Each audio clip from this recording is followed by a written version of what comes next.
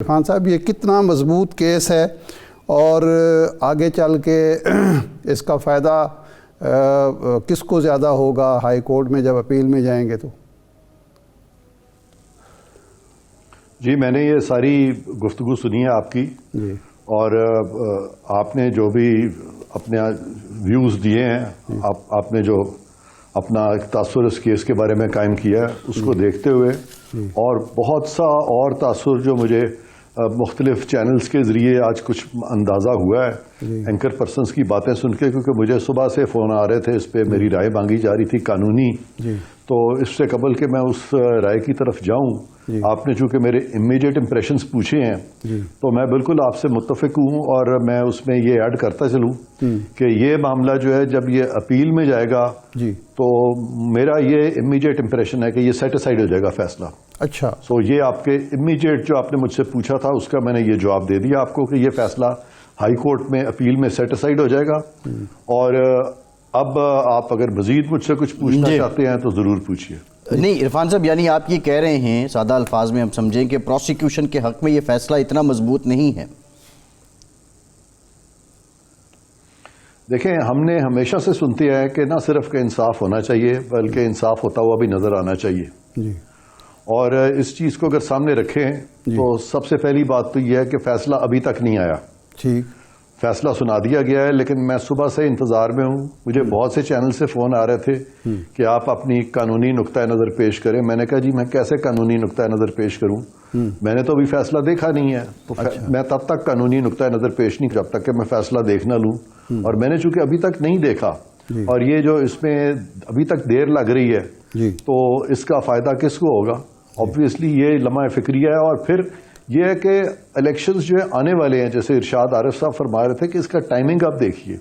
پھر اس طرح کے ماضی کے فیصلے دیکھیے کہ ان کا کیا بنا۔ ذوالفقار علی بھٹو کو سزائے موت دے دی گئی، اور اس کے بعد ان کی جو پارٹی تھی نہ صرف کہ وہ قائم رہی بلکہ وہ زیادہ مقبول ہوئی، اور ان کو کئی دفعہ حکومتیں جو ہیں ملی اور حکومت میں وہ آئے۔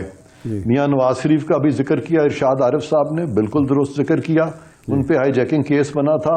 ایونچولی وہ اس سے ایکوٹ بھی ہو گئے، اور پھر پناما کیس سے بھی ایکوٹ ہو گئے، اور پناما کیس کا جو تاحیات نااہلی ہے اس سے بھی وہ اب بری الذمہ ہو چکے ہیں، تو لہٰذا وہ 3 دفعہ پاکستان کے وزیر اعظم بن چکے ہیں، 4تھی دفعہ وہ اب بننے کی کہ اپیرنٹلی نظر آ رہا ہے کہ 4تھی دفعہ وہ پرائم منسٹر بن سکتے ہیں۔ تو ان ساری چیزوں کو دیکھتے ہوئے یہ جو ایک ٹینٹڈ ہسٹری ہے پاکستان میں جوڈیشل ڈیسیژنز کی، اس وقت میں اس چیز میں نہیں جا رہا کہ یہ فیصلہ صحیح ہے یا غلط ہے، لیکن جب بھی اس طرح کے فیصلے آتے ہیں تو کوئی بھی پولیٹیکل پارٹی جو ہے وہ سمپتی جو ہے اس کے جو سپورٹرز ہیں اس کی سمپتی مزید اپنی پولیٹیکل پارٹی کے لیے بڑھ جاتی ہے، اور پی ٹی آئی میں اگر کچھ لوگ جو تھے وہ اتنے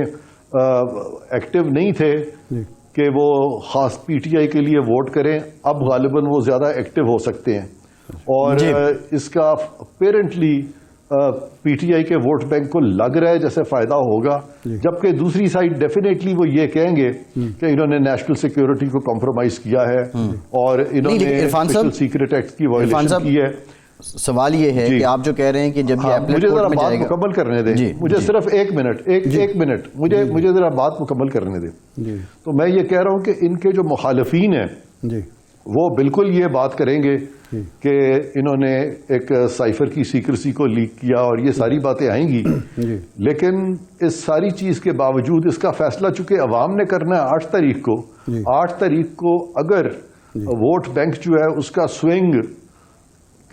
جاتا ہے، جس طرف بھی اس کا سوئنگ جائے گا، جس طرف بھی ووٹرز جائیں گے، حتمی فیصلہ وہ ہوگا اس فیصلے کے بارے میں، اور وہ عوام کا فیصلہ ہوگا۔ تو اسی لیے میں سمجھتا ہوں کہ